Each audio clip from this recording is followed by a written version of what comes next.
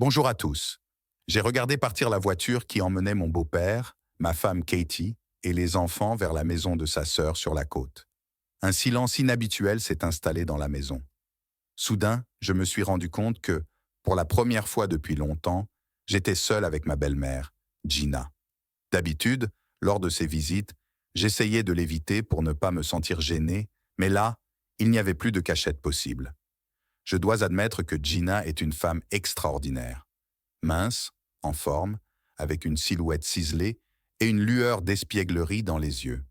À 50 ans, elle pouvait donner du fil à retordre à bien des femmes plus jeunes. Pas étonnant que mon beau-père soit fou d'elle. Moi aussi, je me surprenais parfois à fixer les courbes séduisantes de Gina plus longtemps que je ne le devrais.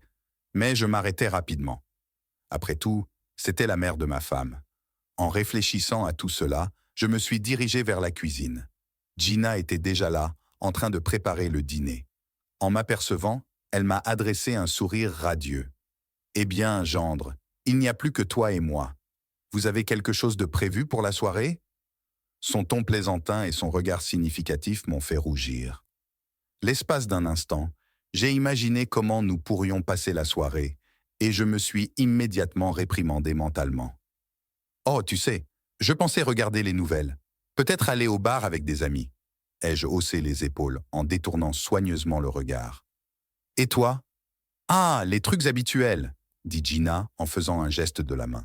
« Je vais préparer le dîner, regarder une émission, prendre un bain. Ennuyeux. » Sa voix résonnait clairement de mécontentement. Involontairement, j'ai jeté un coup d'œil à la silhouette de ma belle-mère, me demandant quand elle s'était détendue pour la dernière fois. À en juger par les notes nostalgiques, cela faisait un certain temps. Tout comme Katie et moi.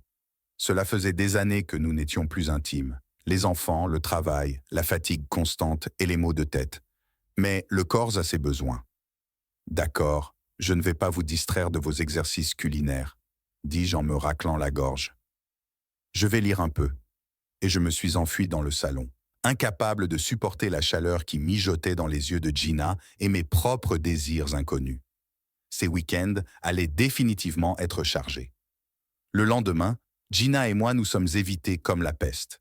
Nous avons pris notre petit déjeuner à tour de rôle, nous nous sommes terrés dans des pièces différentes et avons échangé quelques phrases sans queue ni tête lorsque nous nous sommes croisés.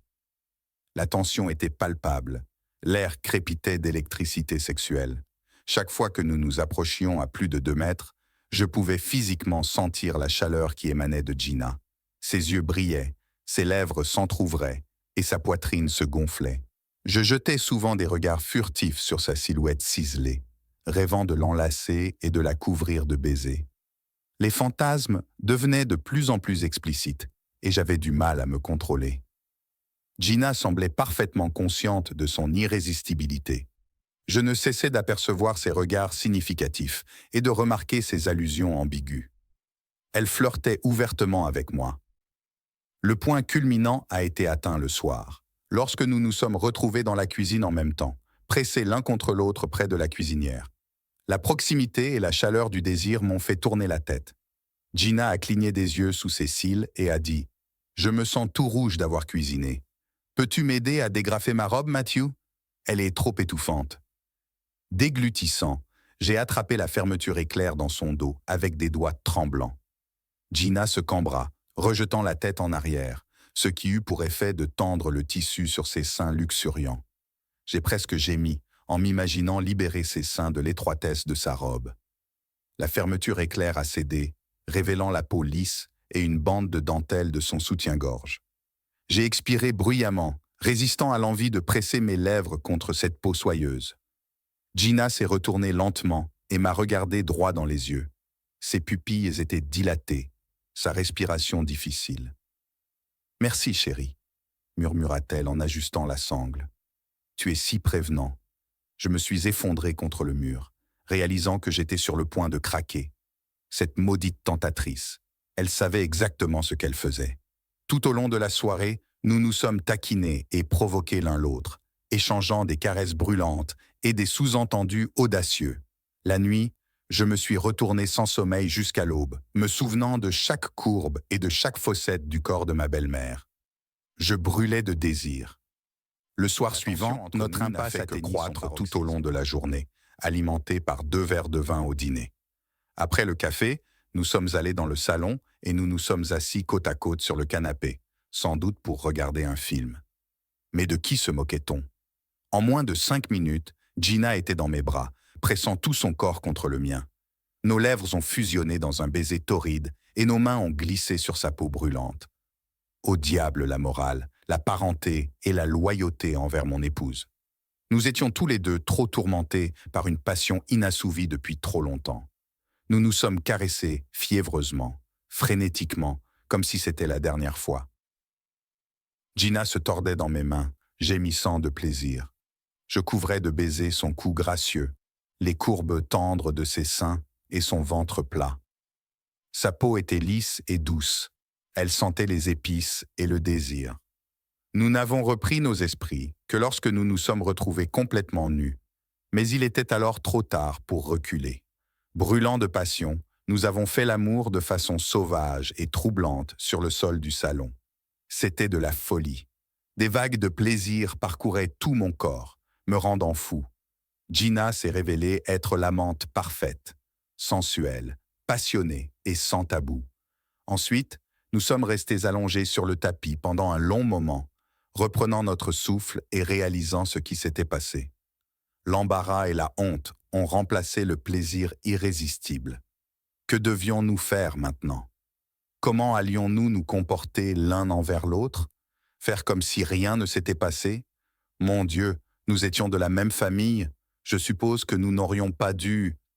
J'ai commencé, mais Gina m'a interrompu en posant un doigt sur mes lèvres.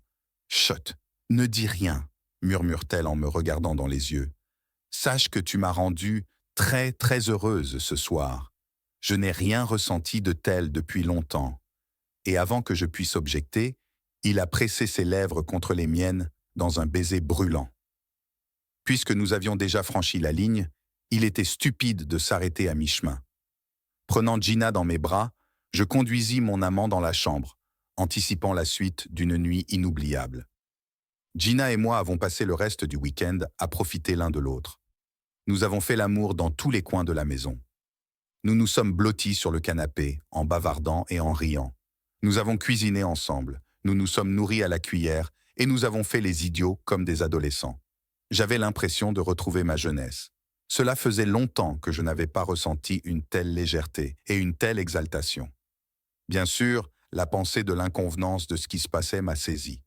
En tout cas, nous étions en train de commettre une double trahison, celle de la fidélité conjugale et celle des liens familiaux. Mais d'un autre côté, pouvait-on vraiment renoncer à quelque chose qui nous rendait vraiment vivants et heureux? Dommage, bien sûr, mais tellement doux. Assis dans la cuisine avec des tasses de café, nous avons discuté des perspectives de notre relation. Nous avons convenu qu'il valait la peine de préserver ce sentiment et de poursuivre les réunions secrètes. Après tout, nous étions des adultes et avions le droit de décider avec qui nous voulions coucher. Et ce que Katie et le père de Katie ne savaient pas, ne les dérangerait pas. Je ne veux pas faire de prédictions, sourit ma belle-mère en me tapotant le genou. Mais j'ai l'impression que quelque chose d'extraordinaire pourrait naître de toi et de moi. Le jeu en vaut la chandelle. J'ai recouvert sa main de la mienne et l'ai serrée doucement. Étrangement, la perspective d'un adultère secret ne m'inquiétait pas du tout. Au contraire, une joyeuse anticipation me réchauffait la poitrine, comme si un nouveau chapitre passionnant de mon ennuyeuse vie de famille s'ouvrait, avec Gina dans le rôle principal. Le retour de voyage de ma femme et de mes enfants a été un examen de conscience. Je devais porter le masque habituel d'un père de famille exemplaire et réfréner mes impulsions passionnées en public. Gina et moi nous sommes comportés sèchement et avec raideur, jouant nos rôles antérieurs de gendre et de belle-mère. Mais dès que nous étions seuls, nous échangions des regards, nous touchions secrètement nos pieds, sous la table, et nous nous sourions de manière significative. Faire semblant s'est avéré étonnamment facile et même amusant. Je ne pensais pas avoir un tel talent de comédienne. Une seule fois, j'ai risqué de perdre ma couverture lorsque Katie m'a demandé si je n'étais pas trop gentille avec sa mère. J'ai dû plaisanter en disant que ma belle-mère était une femme impressionnante et que je devais surveiller mes arrières. Cela a semblé fonctionner. Le jour du départ de Gina, Nous avons réussi à nous tout isoler son un corps moment contre contre le moi et à garnement. chuchoter en chatouillant mon oreille de son souffle chaud. Ce week-end a été le meilleur de ma vie, Matt. Merci de m'avoir ramené à la vie. Maintenant, tu ne vas plus reculer. Je ne te laisserai pas partir si facilement. J'ai souri et j'ai tapoté le nez de mon amant. Ne te fais pas d'illusions.